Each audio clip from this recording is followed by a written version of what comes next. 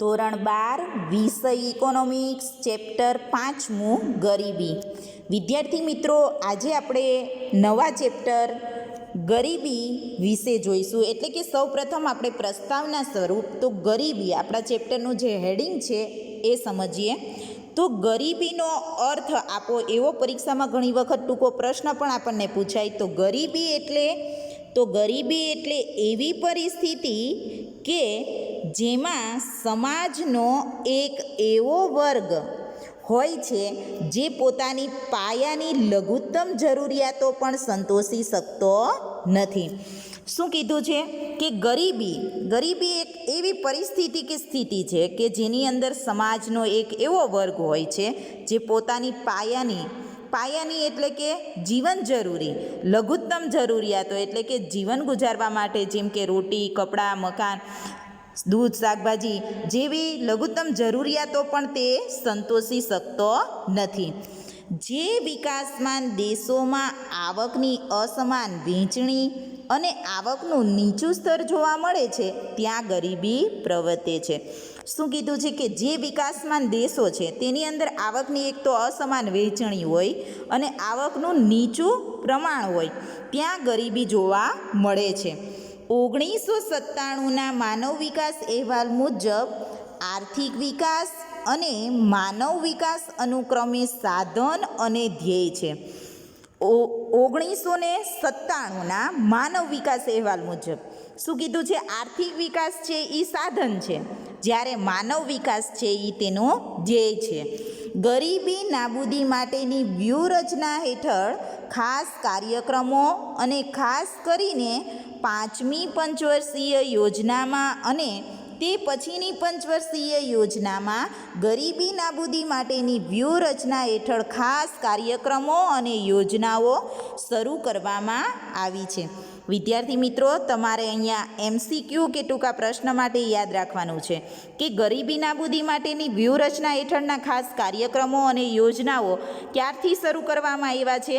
તો 5મી પંચવર્ષીય યોજનામાં અથવા એ પછીની યોજનાથી. આગળ જોઈએ હવે આપણો પ્રશ્ન 1, ગરીબીનો સામાન્ય અર્થ સમજાવો.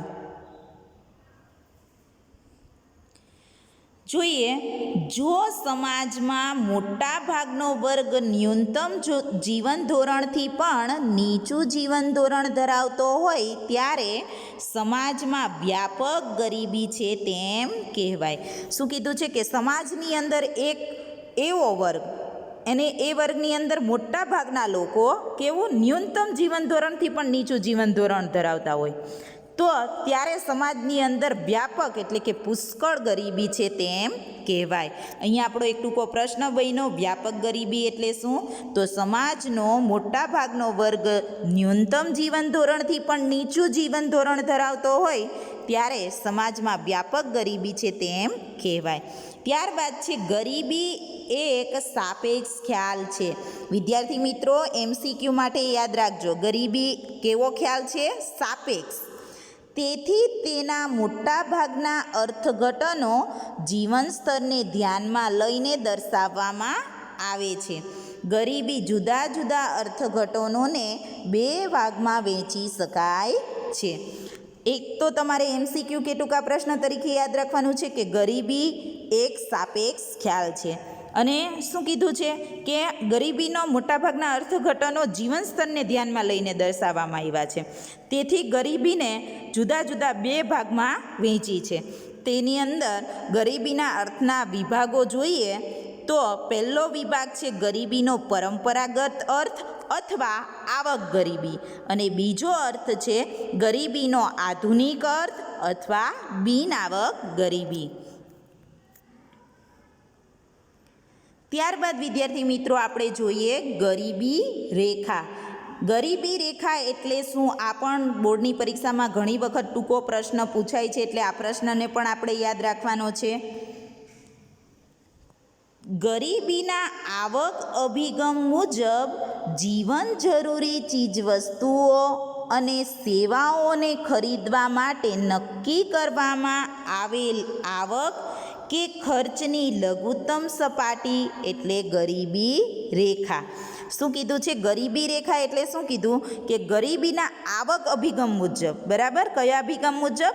આવક અભિગમ મુજબ જીવન જરૂરી ચીજવસ્તુઓ, દૂધ, શાકભાજી, રોટી, કપડાં, મકાન, જીવન જરૂરી ચીજવસ્તુઓ અને સેવાઓ ખરીદવા માટે નક્કી કરવામાં આવેલ આવક અને ખર્ચની લઘુત્તમ સપાટી. વિદ્યાર્થી મિત્રો, આ યાદ રાખજો, આવક અને ખર્ચની લઘુત્તમ સપાટી એટલે ગરીબી રેખા. અને તેનાથી ઓછી આવક ધરાવનારને ગરીબ કહેવાય છે. શું કીધું છે? કે તેનાથી પણ જો ઓછી આવક ધરાવતા હોય તો તેને ગરીબી કહેવાય છે, ગરીબ કહેવાય છે. આમ ગરીબી એ અભાવની સ્થિતિ છે. MCQ માટે યાદ રાખવાનું છે કે ગરીબી એ કેવી સ્થિતિ છે? તો ગરીબી એ અભાવની સ્થિતિ છે. લઘુત્તમ સરેરાશ જીવન ધોરણના ખ્યાલમાં ખોરાકની ન્યૂનતમ કેલેરી મેળવવા પાછળ થતા ખર્ચ ઉપરાંત અન્ય બાબતોની પાયાની સુવિધા જેવી કે કપડાં, રહેઠાણ, શિક્ષણ, આરોગ્ય, સ્વચ્છતા, પીવાનું સ્વચ્છ પાણી વગેરેનો સમાવેશ થાય છે. યાદ રાખજો વિદ્યાર્થી મિત્રો કે લઘુત્તમ સરેરાશ જીવન ધોરણના ખ્યાલમાં ખોરાકની ન્યૂનતમ કેલરી મેળવવા પાછળ થતો ખર્ચ ઉપરાંત અન્ય બાબતો જેવી કે પાયાની સુવિધાઓ, કપડાં છે, રહેઠાણ છે, શિક્ષણ, આરોગ્ય, સ્વચ્છતા, પીવાનું સ્વચ્છ પાણી વગેરેનો સમાવેશ થાય છે.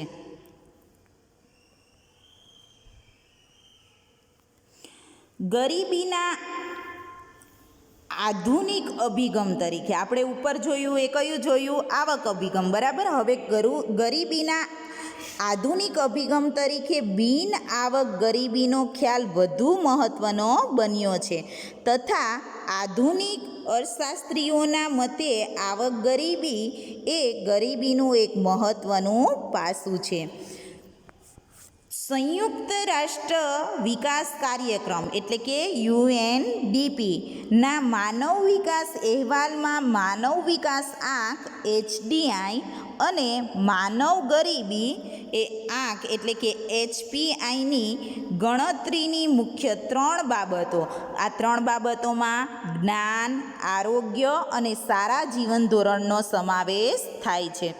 શું કીધું છે કે સંયુક્ત રાષ્ટ્ર વિકાસ કાર્યક્રમ ના માનવ વિકાસ અહેવાલમાં માનવ વિકાસ આંક અને માનવ ગરીબી આંકની ગણતરી મુખ્ય 3 બાબતો. પહેલું છે જ્ઞાન, આરોગ્ય અને સારા જીવન ધોરણનો તેની અંદર સમાવેશ થાય છે. એની અંદર જોઈએ તો પહેલું જ્ઞાન. તો જ્ઞાન સાક્ષરતા દર અને નોંધણીનો દર એટલે કે જ્ઞાનની અંદર સાક્ષરતા દર અને નોંધણીના દરને ધ્યાનમાં લેવામાં આવે છે. જ્યારે આરોગ્ય તો જન્મ સમયે અપેક્ષિત આયુષ્યને અને જીવન ધોરણમાં માથાદીઠ કુલ ગૃહ ઉત્પાદનને ધ્યાનમાં લેવાય છે. તો વિદ્યાર્થી મિત્રો, આ હતો આપણો આજનો ચેપ્ટર 5નો પ્રશ્ન 1, ગરીબીનો સામાન્ય અર્થ સમજાવો. અસ્તુ.